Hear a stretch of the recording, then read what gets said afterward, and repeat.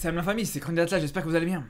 Alors dans cette semaine de Coupe d'Europe, entre les matchs de Ligue des Champions, les matchs d'Europa League et tout ça, il y a un événement majeur qui s'est passé autour du football africain, c'est tout simplement la nomination du nouveau président de la fédération algérienne. Alors si je vous dis que c'est un événement majeur pour le football algérien, c'est déjà pour commencer, parce qu'à partir du moment où tu as un changement de présidence dans une grande nation africaine comme l'Algérie par exemple, c'est clair que ça peut impacter tous les pays voisins. Ça, c'est une première chose. En plus, surtout, on sait que c'est une fédération qui a beaucoup d'ambition. On sait que, par exemple, ils veulent organiser des compétitions continentales, mais en plus de ça, ils veulent prendre plus de poids au sein de la CAF. Mais surtout, la question qu'on peut se poser par rapport à ce sujet-là, c'est justement la relation entre le président de cette fédération, le nouveau président, et Belmadi, le sélectionneur actuel. Parce qu'on sait justement qu'en Algérie, ça n'a pas toujours été rose dans les relations entre sélectionneur et président, comme ça peut être le cas dans plusieurs fédérations en Afrique. Mais là, vraiment, c'est vrai que Belmadi le dit plusieurs fois en conférence de presse, il déplore un petit peu le manque de travail de la part de la fédération. Il déplore aussi le fait que lui tire d'un côté et il y en a d'autres qui tirent de l'autre.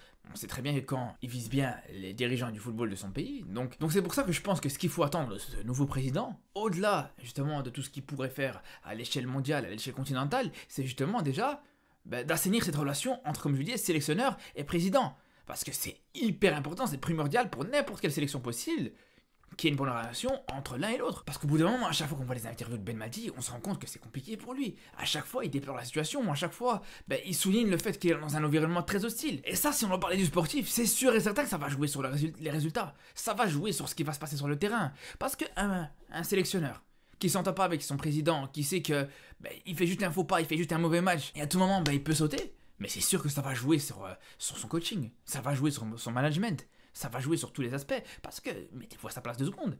Imaginez-vous, voilà, vous prenez une décision qui peut être un peu risquée, par exemple. Ça se trouve, voilà, en termes de coaching, il peut avoir des idées qui pourraient révolutionner, par exemple, son équipe nationale et le football algérien. Mais quand il sait que, si, il fait une erreur, que s'il se trompe, et si son idée, elle aboutit pas, que derrière, tout simplement, il n'aura pas non seulement le soutien de ses dirigeants, mais surtout, ils vont en profiter pour lui tomber dessus. Donc c'est pour ça que quand on prend cet exemple-là, on se rend très vite compte que tu pourras jamais coacher de la meilleure des manières quand tu es dans un environnement hostile avec une direction. Et c'est là le point le plus important avec ce nouveau président. Moi, la seule chose qui m'a intéressé, enfin en tout cas la première chose qui m'a intéressé, c'était de voir qu'il donne l'impression de soutenir Belmadi. Il a confirmé clairement que voilà, il va apporter son soutien à son coach. Et ça, c'est déjà une chose très importante, je trouve. Alors, est-ce que c'est de la com ou c'est pas de la com? On sait pas. C'est possible que voilà, il se présente juste devant les journalistes et c'est sûr et certain que le fait d'arriver et de dire je soutiens le coach, ça passe mieux à la caméra. Mais bon, on va lui laisser des bénéfices du doute. Et dans tous les cas, l'avantage c'est qu'on connaît le coach Belmadi et on sait à quel point, généralement, il a tendance à être transparent par rapport à ce genre d'événement-là. Donc ça c'est une chose. Mais après, là où on va dire que c'est encore même plus important, c'est que c'est bien beau d'avoir un soutien moral, c'est bien beau de soutenir même si c'est réel, si c'est avéré. Mais le plus important surtout, c'est que ce soutien se transforme en un élément concret. Quand tout simplement ton sélectionneur demande d'avoir les outils à sa disposition, en tout cas les meilleurs outils possibles, ils doivent lui donner. Ça, c'est le principal. Et ça paraît anodin, ça paraît même banal, mais malheureusement, Belmadi a plusieurs fois dit que c'était un problème qu'il pouvait avoir. Ça arrive plusieurs fois que voilà, il demande d'avoir un terrain de qualité pour s'entraîner, pour qu'il puisse travailler avec ses joueurs, et que là, il se rend compte qu'en arrivant sur place, autant on lui avait dit avant que le terrain était bon et tout ça, mais il se rend compte qu'une fois sur place, c'est plus compliqué. Et d'ailleurs, même sur ce dernier rassemblement, il y a dû avoir un changement de terrain qui s'est fait au dernier moment par rapport à, encore une fois, un manque de qualité sur ce terrain d'entraînement. Donc c'est pour ça que je vous dis, ça c'est une chose importante. C'est une chose primordiale déjà pour commencer. Parce qu'on se rappelle aussi de l'exemple où, je pense que c'était il y a 2-3 ans d'ici, où ce que Belmadi se plaignait qu'une fois il voulait s'entraîner sur un terrain et qu'il a trouvé des gens en train de faire un barbecue là-bas. Ça c'est clair et net que c'est des choses qui peuvent plus être possibles, c'est des choses que tu peux plus voir.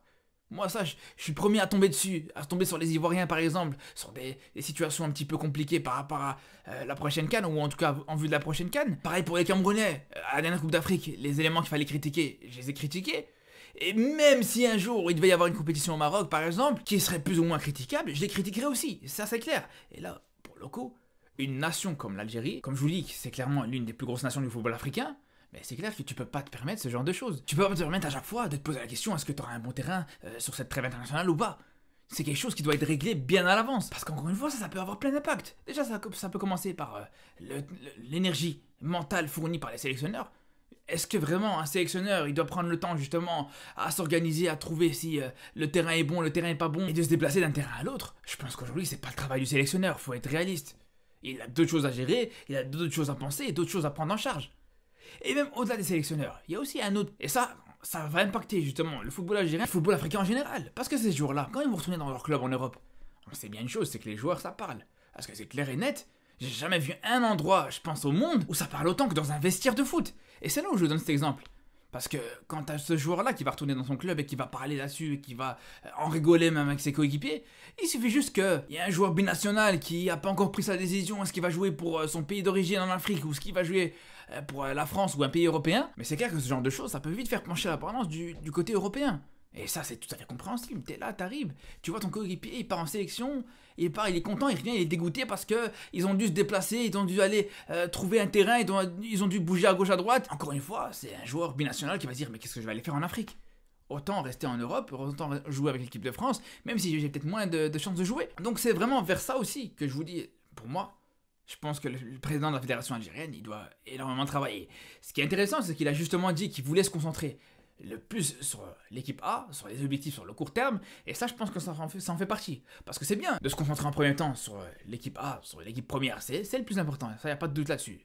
Je pense qu'il n'y a aucun Algérien, aucun Maghrébin, aucun Africain qui te dira aujourd'hui non, moi je préfère que le président s'intéresse plus aux U15 ou aux joueuses féminines.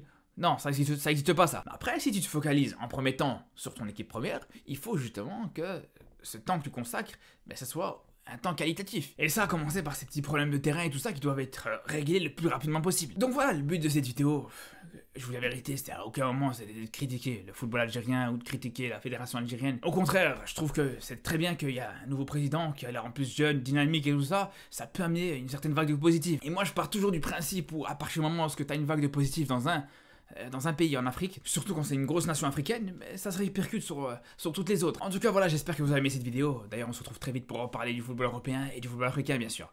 Donc, à très bientôt et surtout d'ici là, prenez soin de vous.